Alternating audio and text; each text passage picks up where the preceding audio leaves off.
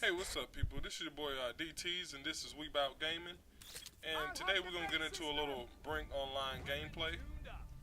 And today I'll be running with my character Jeh Bwoi, the big Rastafarian, from the islands. And so he's a operative, and so we're gonna see how that goes. Okay, now the operative has a lot of different abilities, especially when you get further up in ranks. And you'll see one right here, which is gonna be a comms hack. Now, basically, what the comms hack does is it allows everybody on your team to see. I think maybe for 30 seconds, it'll highlight everybody on the opposite team, and it should give their positions and wherever they are. But your whole team is able to see this, because normally you wouldn't be able to see someone if someone on your team hadn't already spotted them or something like that, which I thought is pretty cool, because it's just like real life. No one's just going to be popping up on radars just because, what I'm saying, somebody actually has to see them, and then it'll automatically yell out their location over your radio. And so I think that can help out at times. It's not necessarily a big ability or whatever, but it is something that does help. Now, the weapons I'm running with in this gameplay are, I have the Carb 9 SMG for my primary, and for my secondary I have the Belgo MP, which I think stands for machine pistol, and I got the silencer on it with the extended clip. And also for a accessory, I guess that's what you would call it, is I have the sticky bomb, which is one of my favorite type of grenades to throw at people. It's pretty cool, and I'm not sure. I don't think it looks any different if you're playing on security, because I know how the resistance guys have more of like a low budget weapons, I guess is the right way to put that, and the security has the the up to date stuff.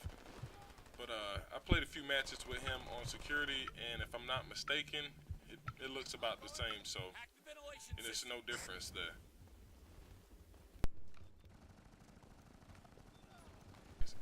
But anyway, our objective at this point in time is to try to get in there where you just saw me at and hack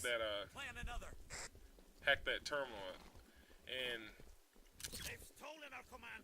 to me, being an operative, it's all right, but it's a lot of things that necessarily I don't think you get to do as much. Or that's how I feel when I play with the operative. That's why it's probably my least favorite class to play with.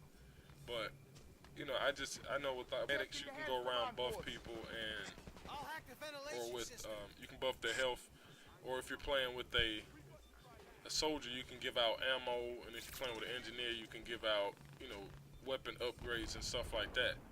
And so I just feel like it's more to do with those classes as opposed to the operative. But it's still, at the same time, it's still fun to play it, and because it's different stuff you can do. Like you can do the comms hack, like you just saw. You can firewall command posts, which basically just makes it take longer for another team to come back and capture. Now, I mean, I don't exactly know how long it would take, because I haven't necessarily noticed when I'm capturing a health command post or something if it's firewall. So so on that note, I don't know how that goes, but yeah, right here I got killed. But what I was doing, I was trying to shoot into there and kill that turret, but about that was I had my back basically to the enemy spawn. So if a bunch of guys would have came up, I would have got done in from that way too. So so that wasn't a good idea at that point in time. But as far as this level, it's a pretty big level. And I haven't really got to figure out like different, because I don't get to play this level a lot for some reason. A lot of people, I guess, that they vote for other things.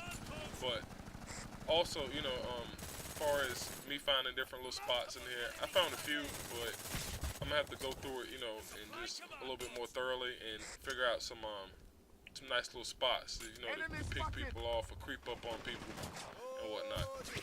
But up top to my left, where I threw that grenade in there, is a turret. Where if you can get a hold of that, I think it's good. I'd probably say it's better if you're defending, because you can like mow down like the guys trying to creep in here and hack this little terminal thing. And I think that's a good spot for that. So right now I'm just trying to clear out this room before I start hacking, because I don't want to get done in again. You know, or else that'll be have to start back from the beginning. Because I noticed for some reason I don't ever get. I get revived a lot sometimes, but some other times I don't.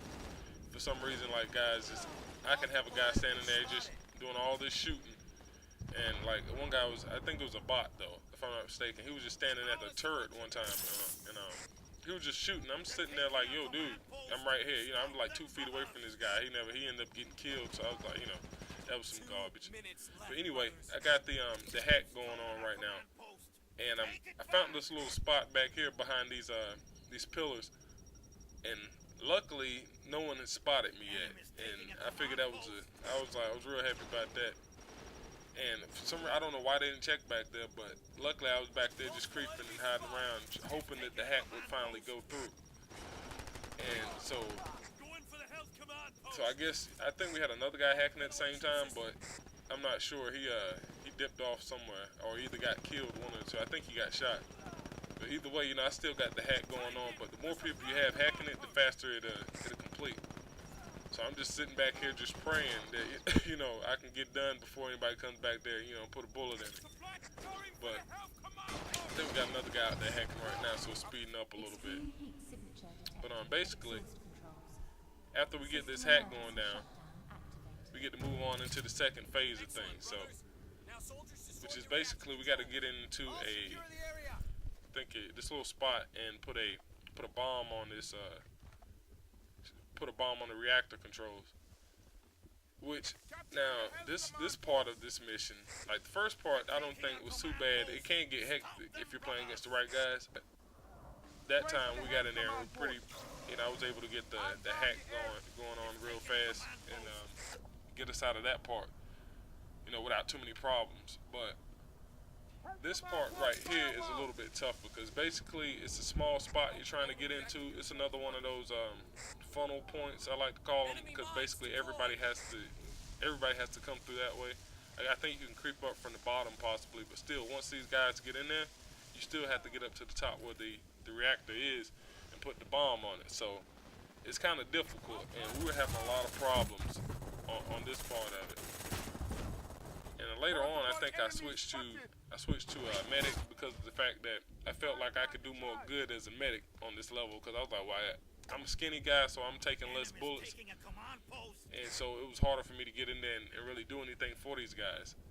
But you know, other than that though, I start off as the operative. I check right here just to see what we got going on, and you know, we got enough for everything else. So I figure I'll just run with the operative at this point in time. But you know, it still wasn't, you know, I still really wasn't doing any help with that. So I figured, you know, I'll switch on over to the medic later. But anyway, you know me, I'm not the one to do too much talking. So I got some music, which is basically some theme music for some guys called Jah Creation, and the name of the song is Wickedness. But these guys actually played live at my wedding. Reloading.